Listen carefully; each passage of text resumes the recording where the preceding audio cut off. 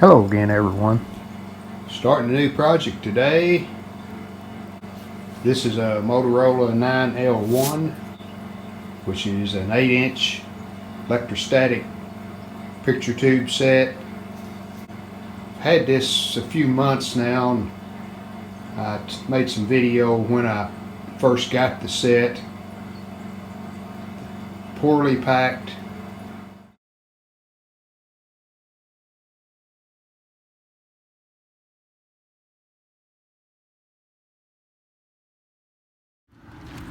Tube is loose, glass is loose, cabinet's broken here.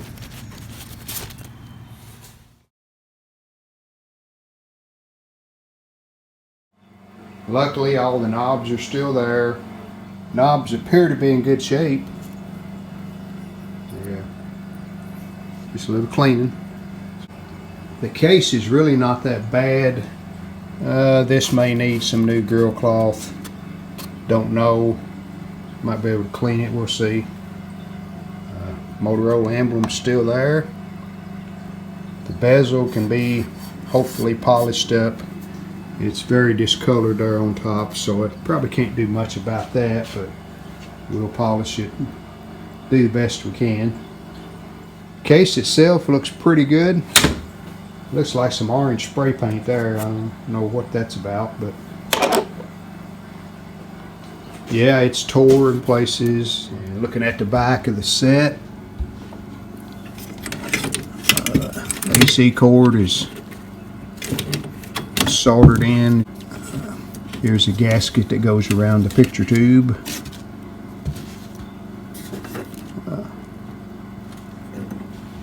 I have already checked the tube. It is good. Hooked it up to a working chassis that I have, and appears to be bright, has good contrast, so we kind of looked out there.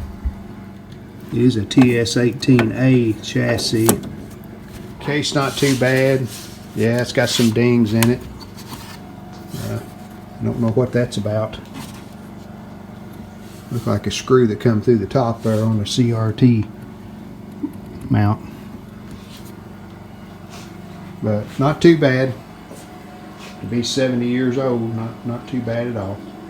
Do have the back to it. It's right here. These are kind of rare to find one that still has the back. And I'm pretty sure this was damaged during shipment too, and we can fix that. We'll pull the chassis out and we'll get started doing some analysis on what's going on and begin to restore this Motorola 9L1. Noticed on the chassis here it's stamped 2M50, so I'm sure that's a code for 1950, second month maybe. But I pulled the tube out and it's also stamped 2M50, so same color stamp, same numbers and letters on the stamp, so I'm sure that tube probably came in this set when it was new.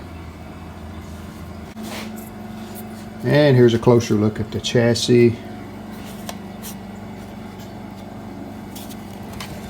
The early Motorola's, the 48s and early 49s that I worked on, had the gold colored chassis like that, my test chassis. And here's a date, just seen it, February 1950. So that stamp kind of makes sense. 2 would be February, second month. 2M50. M's probably the day. But anyway, that's kind of good to know. February 1950. I'm sure these caps are original here. They look like they got tape around them still where they were taped together. Yeah, that's a sub. And I'm sure that's an original. Still has the old Motorola logo on it. 2 selenium rectifiers still there. controls all look really good. Like there no rust anywhere that I can see. And there's a Motorola Do It Right sticker. So these were nice little sets. They worked well. A lot of them sold. Not so many of this particular model, the 9L1, because with the 8-inch tube, but the 7 JP4 sets, they sold a ton of those.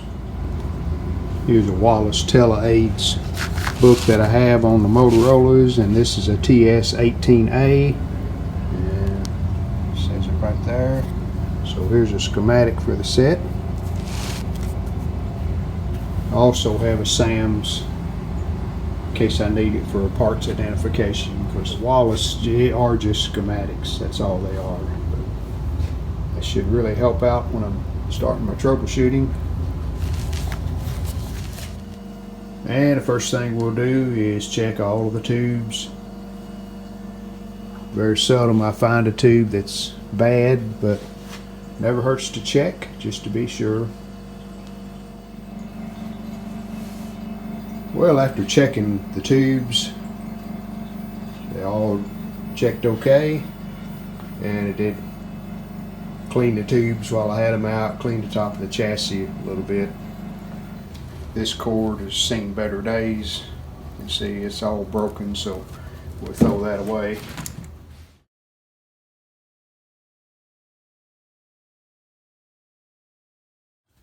Well, I believe that ballast has seen better days,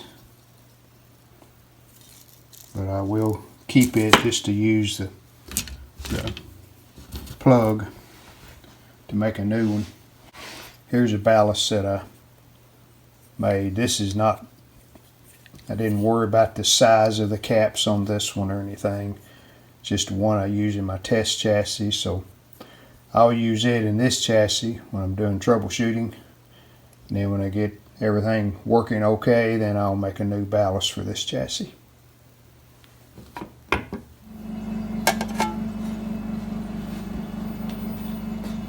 We'll leave that off for right now on the first power up, just to see if we get anything at all.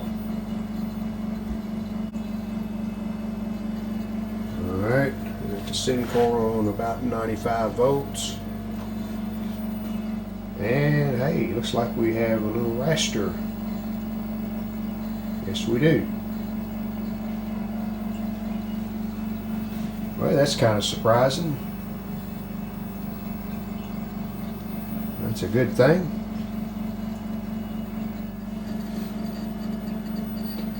And after the initial startup, obviously the rectifier tube, high voltage rectifier tube is okay. So I'm going to go ahead and put the shield on the high voltage section. And then we'll proceed with some troubleshooting. And have the high voltage cage on, screws in it, all buttoned down. I've just temporarily put in 2 regular silicon rectifiers to replace the selenium rectifiers. And we have our 250 or 60 volts or so coming out of our rectifier. Don't have any kind of a picture or sound, but it's a good starting point. What I'm going to do is just check some voltages back in the IF section in the tuner, just to see if the voltages are there.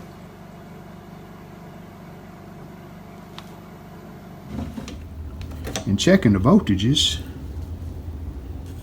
here on the first IF tube, pin 5 has 0 volts. And as you can see, the voltage comes from this 5.6 coil. See, it ties right to pin 6.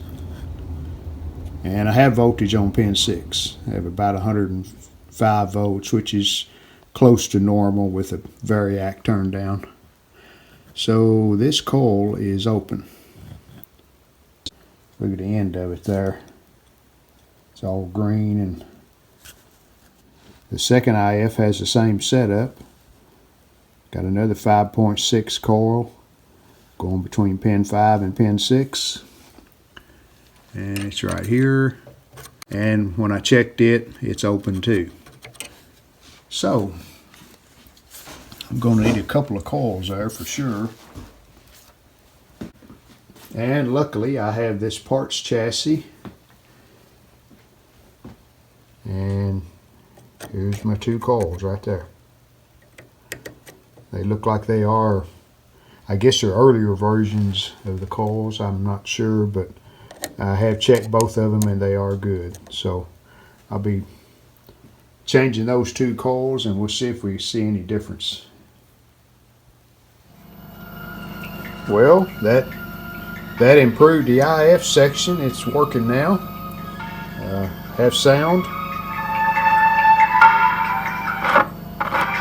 Tuner's working okay. After changing a couple of caps in the vertical circuit, we're looking a little better there on a little 3-inch tube.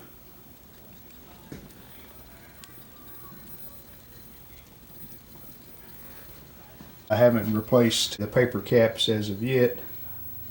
Still a lot of them left down there, the vertical and horizontal circuits. And the reason being, I'm out of a couple of the values that I need, so placed an order. Be a day or two before I'll be able to get back on it. Before I quit for the day, is hook up the 8-inch tube and let's see what the picture looks like on it. Paper caps to replace, and when we do that, I think we'll be okay. Another issue we have is the focus is not where it needs to be. The control's all the way to the end. I'm going to remove both of these selenium rectifiers, and that's going to free up a lot of space in this part of the chassis here. So I think what I'm going to do on the electrolytic caps, if I count it right, there's 7 different electrolytics. Probably mount them on a terminal strip down here in this area. And I can also mount my silicon rectifiers that I just have tacked in here now. We'll get all that looking neater. And here's the 3 electrolytics that I changed.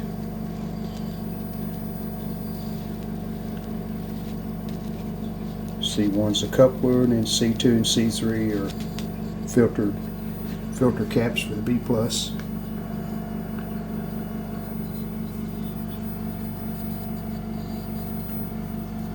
And there they are